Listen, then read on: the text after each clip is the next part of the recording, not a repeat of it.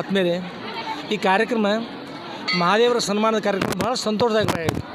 ಎಷ್ಟು ಸಂತೋಷ ಆಯಿತು, ಹೇಗೆ ಸಂತೋಷ ಆಯಿತು ಅಂದ್ರೆ, ಆಕಾಶಕ್ಕೆ ಆಕಾಶ ಉದಾಹರಣೆ, ಸೂರ್ಯನಿಗೆ ಸೂರ್ಯ ಉದಾಹರಣೆ, ರಾವಣರ ಯುದ್ಧದ ಅದಕ್ಕೆ ಅದೇ ಉದಾಹರಣೆ, ಸಮುದ್ರಕ್ಕೆ ಸಮುದ್ರ ಉದಾಹರಣೆ, ಈ ಮಿಲಿಟ್ರಿ ಯೋಧರ ಈ ಕಾರ್ಯಕ್ರಮ ಇದೇ ಕಾರ್ಯಕ್ರಮ ಉದಾಹರಣೆ. ಅಷ್ಟು ಸುಂದರವಾಗಿರ್ತಕ್ಕಂಥ ಕಾರ್ಯಕ್ರಮ ಇತ್ತು. ಭಾಳ ಸಂತೋಷ ಆಯಿತು, ಯಶಸ್ವಿ ಆಗಬೇಕು. ಹಾಗೆ ನಮ್ಮ ಒಂದು ವಿಷಯ ಇರ್ತದೆ. ನಮ್ಮ ಲಿಂಗಣ್ಣ ಅಂತಕ್ಕಂಥವ್ರು ಕಂಬಾರ ಲಿಂಗಣ್ಣ ಅಂತಕ್ಕಂಥ ಕಡಪಟ್ಟಿಯವ್ರು ಹೇಳ್ತಿದ್ರು, ಮಿಲಿಟ್ರಿಯವ್ರು ಎಷ್ಟು ಹೋರಾಡ್ತಾರೆ ಅಂದ್ರೆ ಅವ್ರಿಗೆ ಸನ್ಮಾನ ಮಾಡ್ತಕ್ಕಂಥ ಎಷ್ಟು ಯೋಗ್ಯ ಅನ್ನೋದು ನಿಮ್ಗೆ ಹೇಳ್ಬೇಕಂದ್ರೆ, ಪೂರ್ವದಲ್ಲಿ ಹೇಳ್ತಿದ್ರು ಅವರು, ಒಂದು ಬೆಟ್ಟದಿಂದ ಒಂದು ಬೆಟ್ಟ ದಾಟಿ ಹೋಗ್ಬೇಕು. ಅಲ್ಲಿ ಆಗಿನ ಕಾಲದಲ್ಲಿ ಈಗೇನು ಮಷಿನ್ಗಳ ಮೂಲಕವಾಗಿ ಮಾಡ್ತಾರೆ, ಏನಂದ್ರೆ ಫೂಲ್ಗಳು ಮಾಡ್ತಾರೆ, ಅದಕ್ಕೆ ಬ್ರಿಡ್ಜ್ ಅಂತೇಳಿ. ಆಗ ಮಾಡ್ಲಿಕ್ಕೆ ಅನುಕೂಲ ಇರಲಿಲ್ಲ, ಆಗಿನ ಕಾಲ ಮಾಡ್ಲಿಕ್ಕೆ ಅನುಕೂಲ ಇರಲಿಲ್ಲ. ಆಗಿನ ಕಾಲದಲ್ಲಿ ಹೇಗಿತ್ತಂದ್ರೆ, ಆರ್ಡರ್ ಮಾಡಿ ಮೇಲಾಧಿಕಾರಿ ಬಂದು ಆರ್ಡರ್ ಮಾಡಿ ಇದ್ರೊಳಗೆ ಈ ಏನು ಸರೋವರದಲ್ಲ ಇದು ತುಂಬು ಪರ್ಯಂತವಾಗಿ ಸಾಗರಿ ಕೆಳಗೆ ಅದ್ರೊಳಗೆ ಜೀರಿ ಮೇಲ್ಭಾಗದಲ್ಲಿ ಹಾಯ್ದುಕೊಂಡು ಗಾಡಿ ಟ್ಯಾಂಕರ್ ಹಾಯ್ದುಕೊಂಡು ಹೋಗ್ಬೇಕಂದ್ರೆ ಅವ್ರ ಮುಂದೆ ಅದ್ರೊಳಗೆ ಜಿಗಿದವ್ರು ಕೂಡ ಲಿಂಗಣ್ಣ ಅಂದ್ರೆ ಜಿಗಿದು ಪಾರಾಗಿ ಬಂದವರು. ಅದ್ರೊಳಗೆ ಮೇಲ್ಭಾಗ ಗಾಡಿ ಹಾಯ್ಬೇಕು, ಯಾರು ಬಾಯಿಂದ ರಕ್ತ ಚಿಮ್ತಾಯಿತ್ತು, ಯಾರು ಹಿಂಭಾಗದಲ್ಲಿ ತೊಂದರೆ ಆಗ್ತಾಯಿತ್ತು, ಏನಾಗ್ತಾಯಿತ್ತು, ಎಷ್ಟು ಮಂದಿ ಉಳಿತಿದ್ರು, ಎಷ್ಟು ಮಂದಿ ಸಾಯ್ತು ಗುರುತಿಲ್ಲ. ಅಂಥ ಕಠಿಣ ಸಂದರ್ಭದಲ್ಲಿ ಕೂಡ ಯುದ್ಧ ಮಾಡಿ ಜಯಶಾಲಿಯಾಗಿ ತಮ್ಮ ಪ್ರಾಣಗೋಸ್ಕರ ಟ್ಯಾಂಕರ್ ಹಾದು ಹೋಗಿ ಕೆಳಭಾಗ ಬಿದ್ದು ರಕ್ಷಣಾ ಆಗಬೇಕು. ಆ ದೇಶ ರಕ್ಷಣಾಗೋಸ್ಕರ ತಮ್ಮ ಪ್ರಾಣ ಕೊಡಬೇಕು. ಅಷ್ಟೊಂದು ಹೋರಾಡಿ ವಿಶೇಷವಾಗಿರ್ತಕ್ಕಂಥ ರೀತಿಯಿಂದ ದೇಶ ಸೇವೆ ಮಾಡ್ತಕ್ಕಂಥ ಮಿಲಿಟ್ರಿ ಅವರು ಮೊದಲಿಂದ ಇರತಕ್ಕಂಥದ್ದು. ಅಂಥ ಭಾರತ ದೇಶದ ಒಂದು ವಿಶೇಷತೆ. ಅಂಥ ಮಿಲಿಟ್ರಿ ಒಳಗೆ ಇದ್ದುಕೊಂಡು ಯಾರು ದೇಶ ಸೇವೆ ಮಾಡಿ ಕೀರ್ತಿಶಾಲಿ ಆದರೂ ಅದರೊಳಗೆ ಇರ್ತಕ್ಕಂಥ ಅದೇ ಪ್ರಕಾರವಾಗಿ ದೇಶ ಸೇವೆ ಮಾಡಿ ಈ ನಂದೇಶ್ವರಪುರದಲ್ಲಿ ಮಹಾದೇವರು ಅಂತ ವಿಶೇಷ ಹೆಸರು.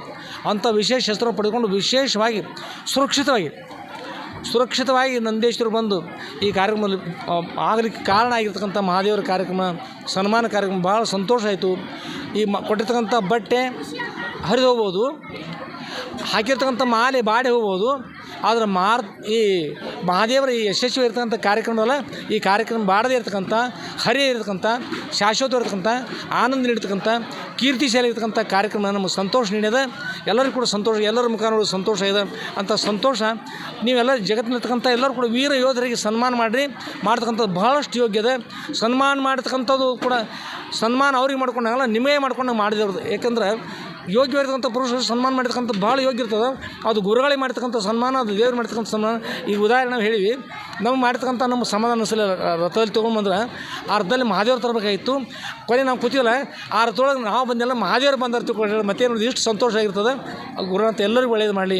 ದೇಶ ಸೇವೆ ಮಾಡ್ತಕ್ಕಂಥವ್ರು ಎಲ್ಲರೂ ಕೂಡ ಸಹಕಾರ ಮಾಡಿ ದೇಶ ಸೇವೆ ಮಾಡ್ತಕ್ಕಂಥ ನಿರಂತರವಾಗಿ ಪ್ರಾಣದ ಹಂಗು ದೊರೆದು ಸೇವೆ ಮಾಡ್ತಾಯಿದ್ದಲ್ಲ. ಈ ಮಿಲಿಟ್ರಿ ಎಲ್ಲ ಯೋಧರು ಕೂಡ ವಿಶೇಷವಾದಂಥ ಶಕ್ತಿ ಸಾಮರ್ಥ್ಯ ಬರಲಿ, ಅವ್ರ ಚಿರಂಜೀವಿಗಳಾಗಿರಲಿ, ಬಹುಕಾಲ ಪರ್ಯಂತ ಬಾಳಲಿ, ಈ ದೇಶಕ್ಕೆ ಸಂತೋಷ ಪ್ರಾಪ್ತಿಯಾಗಲಿ, ದೇಶ ಯಾವಾಗಲೂ ಗುರುದೇಶ ಆಗಿರಲಿ, ದೇಶ ನಿರ್ವೈರವಾಗಿ ಬಾಳ್ತಕ್ಕಂಥದ್ದಾಗಲಿ, ಧರ್ಮವನ್ನು ರಕ್ಷಿಸ್ತಕ್ಕಂಥವ್ರ ರಕ್ಷಣೆ ಮಾಡಿರಿ, ಧರ್ಮವನ್ನು ನಾಶ ಮಾಡ್ತಕ್ಕಂಥವ್ರ ನಾಶ ಆಗಲಿ, ಎಲ್ಲ ನಮ್ಮ ದೇಶ ಸುಖವಾಗಿರಲಿ, ವಿಶ್ವವೇ ಸುಖವಾಗಿರಲಿ, ಸರ್ವ ಜಗತ್ತು ಕೂಡ ಆನಂದ ಆಗಲಿ. ಈ ಕಾರ್ಯಕ್ರಮ ಯಶಸ್ವಿಯಾಗಿರ್ತಕ್ಕಂಥ ರೀತಿಯಿಂದಾಗಿದೆ.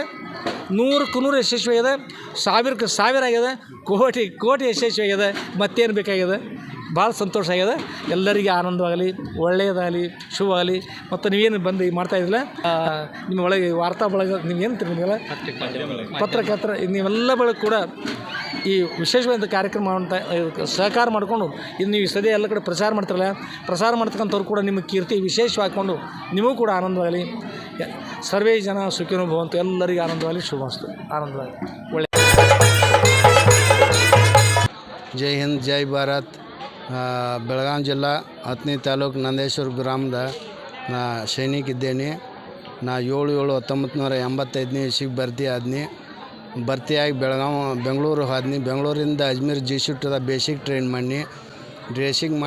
ಬೇಸಿಕ್ ಟ್ರೈನಿಂಗ್ ಆದಂಥ ಭಿನ್ನ ದೇಶೋं में त्रिपुरा, राजस्थान, मणिपुर, अरुणाचल, नागालैंड, मणिपुर, त्रिपुरा अलग अलग स्टेटದಾಗ ಸರ್ವಿಸ್ ಮಾಡಿ ಜುಲೈ 7/7/1925 ಇಸ್ವಿಗೆ ನಂದು 40 ವರ್ಷ ಮ್ಯಾಲಾತು. 22 ದಿವಸ 40 ವರ್ಷ 22 ದಿವಸ ಮಾಡಿ ಸುರಕ್ಷಿತವಾಗಿ ಗ್ರಾಮಕ್ಕೆ ನಾ ಬಂದಿರ್ತೇನೆ.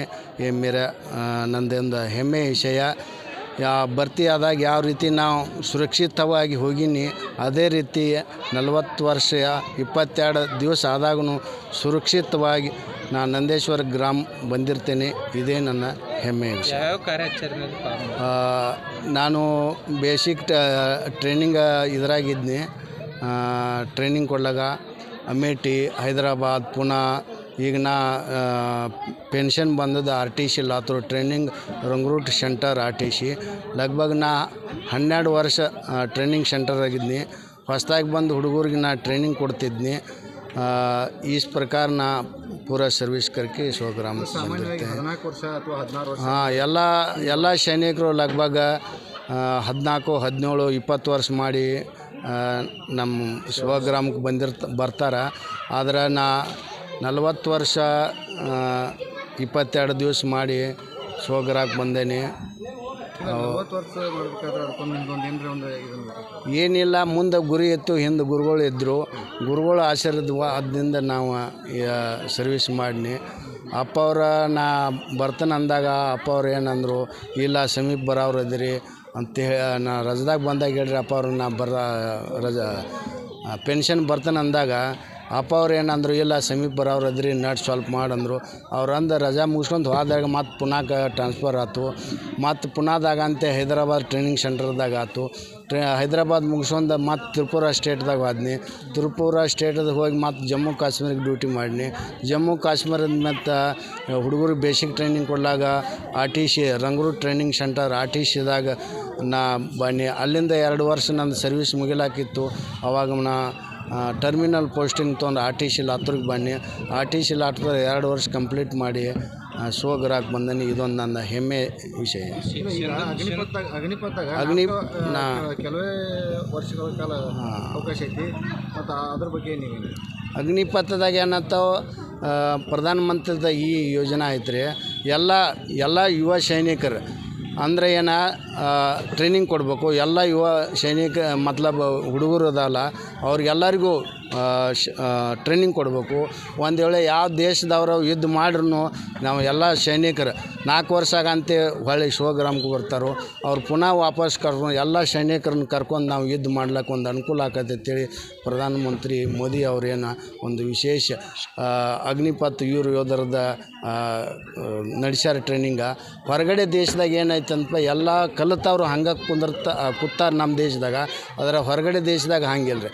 ಎಲ್ಲರೂ ಏನೈತಪ್ಪ ಅಂದ್ರೆ 4 ವರ್ಷ 5 ವರ್ಷ ಹಿಂಗೆ ಟ್ರೈನಿಂಗ್ ಮಾಡಿ ಎಲ್ಲ ಮತ್ಲಬ್ ಸ್ಟೇಟ್ದಾಗ ಎಲ್ಲ ಊರಾಗ ಸೈನಿಕರಾಗಲಿ ಮುಂದೊಂದು ಯಾವುದೇ ಒಂದು ದೇಶದ ನಮ್ಮ ಮೇಲೆ ದಾಳಿ ಮಾಡಿದ್ರು ಎಲ್ಲರೂ ಒಕ್ಕಟ್ಟಾಗಿ ನಾವು ಮತ್ತೊಂದು ದೇಶದ ಎದುರಾಳಿ ಆಗಿ ಮಾಡ್ನು ಅಂತೇಳಿ ಅವರ ಹೆಮ್ಮೆ ಮೋದಿ ಅವ್ರದ್ದು.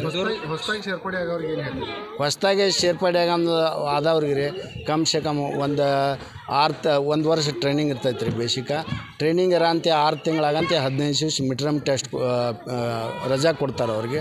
15 ದಿವಸ ರಜಾ ಆಗಂತೆ ಮತ್ತು ಅವರು ಹೋಗ್ತಾರು. ಮತ್ತು ಪುನಃ 6 ತಿಂಗಳ ರಜಾ ಮಾಡ್ತಾರೆ. ರಜಾ ಮುಗಿದ್ರೆ ಅವ್ರು ಲಾಸ್ಟಿಗೆ ಕ್ಲೋಸಿಂಗ್ ಅಂದರೆ ಅವ್ರಿಗೆ ಸರ್ಮೋನಿಯಮ್ ಅಂದ್ರೆ ಲಾಸ್ಟಿಗೆ ಜೋ ಬೇಸಿಕ್ ಟ್ರೈನಿಂಗ್ ಮುಗಿತೈತ್ರಲ್ಲ ಅವಾಗ ಏನು ಮಾಡ್ತಾರಪ್ಪ ಅಂದ್ರೆ ಗೀತಾ ಮೇಲೆ ರಾಷ್ಟ್ರೀಯ ಜೆಂಡಾದ ಮೇಲೆ ಅವ್ರನ್ನ ಕೈ ಇಟ್ಟು ಹಾನಿ ಮಾಡಿಸೋದು. ಅಗ್ನಿ ಆಗಲಿ ಮತ್ತು ಗಾಳಿ ಆಗಲಿ ನೀರಾಗಲಿ ಇಂಥದ್ದು ಏನು ಪ್ರಸಂಗ ಬಂದ್ರೂ ನಾವು ಮತ್ಲಬ್ ಪ್ರಾಣ ಕೊಡ್ತೀವಿ, ಕರೆ ಹಿಂದೆ ತಿರುಗಿ ನಾವು ಹೋಗಂಗಿಲ್ಲ ಅಂತೇಳಿ ಇದನ್ನು ಕೊಡ್ತಾರೆ. ಹೊಸದಾಗಿ ಹೋಗೋ ಹುಡುಗರಿಗೆ ನಾ ಮಾರ್ಗದರ್ಶನ ಅಂದ್ರೆ ದೇಶ ಯಾವಾಗ ಮಾಡಾಕೋರಿ ಎಲ್ಲರೂ ಹೋಗ್ರಿ. ಎಲ್ಲರೂ ಹೋದ್ರೆ ಅಂದ್ರೆ ನಾವು ಊರು ಸುಧಾರಣೆ ಆಕೈತಿ. ಊರು ಸುಧಾರಣೆ ಅದನ್ನು ತಾಲೂಕು ಸುಧಾರಣೆ ಆತಂದ್ರೆ ಡಿಸ್ಟಿಕ್ ಸುಧಾರಣೆ ಸುಧಾರಣೆ ಆದಂದ್ರೆ ದೇಶ ಸುಧಾರಣೆ ಆಕೈತಿ. ದೇಶ ಸುಧಾರಣೆ ಆದಮೇಲೆ ಎಲ್ಲರಿಗೂ ಅನುಕೂಲ ಆಕೈತಿ. ಈಗ ಸಿಂಧೂರು ಕಾರ್ಯಾಚರಣೆ ಪಾಲ್ಗೊಂಡಿದ್ದೀರಿ? ಸಿಂಧೂರು ಕಾರ್ಯಕ್ರಮದಾಗ ನಾವು ಪಾಲ್ಗೊಂಡಿದ್ದೀವಿ ರೀ. ನಾವು ರೆಡಿಯಾಗಿ ಹೋಗಿದ್ದೆವು. ಅದರ 4 ದಿವಸದಾಗ ಅದು ಸಿಂಧೂರು ಯುದ್ಧ ಸಮಾಪ್ತ ಆಯ್ತು. ಮತ್ತು ಸ್ವಗ್ರಾಮಕ್ಕೆ ನಾವು RTC ಲಾತೂರಿಗೆ ಬಂದೆವು. RTC ಲಾತೂರಿಗೆ ಬಂದ್ರೆ ಮತ್ತು ಯಥಾ ಪ್ರಕಾರ ನಾವು ಹುಡುಗರಿಗೆ ಟ್ರೈನಿಂಗ್ ಕೊಡ್ಲಿಕ್ಕೆ ಶುರು ಮಾಡಿದ್ವಿ. ನಿಮ್ಮ 40 ವರ್ಷದ ಸೇವೆ ಒಳಗೆ ನಿಮ್ಮ ಧರ್ಮಪತ್ನಿಯವ್ರದ್ದು ಹೆಂಗೆ ನಿಮ್ಗೆ ಬೆಂಬಲ? ಅನೇಕ 40 ವರ್ಷ ಅಂದ್ರೆ ಯಾರು ನಂಬಕ್ಕೆ ತಯಾರಿಲ್ಲ. 40 ವರ್ಷ ಮಾಡಿದವ್ರು ಅಂದ್ರೆ ಯಾಕಂದ್ರೆ ಇನ್ನೂ ನಮ್ಮ ಶರೀರ ಸ್ವಲ್ಪ ನೋಡ್ಲಿಕ್ಕೆ ಹಂಗೆ ಅನಿಸಂಗಿಲ್ಲ. ಅಂದ್ರೆ ಯಾರು ಕೇಳಿದವ್ರು ಏನಂತ 40 ವರ್ಷ ಒಂದು ಸರ್ವಿಸ್ ಆತ್ಲ ಹಿಂಗೊಂದು ಅಂಜಿಕೆ ಐತಿ. ಎಲ್ಲರೂ ತಂದೆ ತಾಯಿ ಅಣ್ಣ ತಮ್ಮರ ಮಕ್ಕಳದ ಮತ್ತು ಫ್ಯಾಮ್ಲಿದ ಎಲ್ಲರದು ಸಹಯೋಗ ಇತ್ತು. ಸಹಯೋಗ ಇದ್ದ ಮೇಲೆ 40 ವರ್ಷ ನಾ ಮಾಡಿಸಿ ಹೋಗ್ರಪ್ಪ.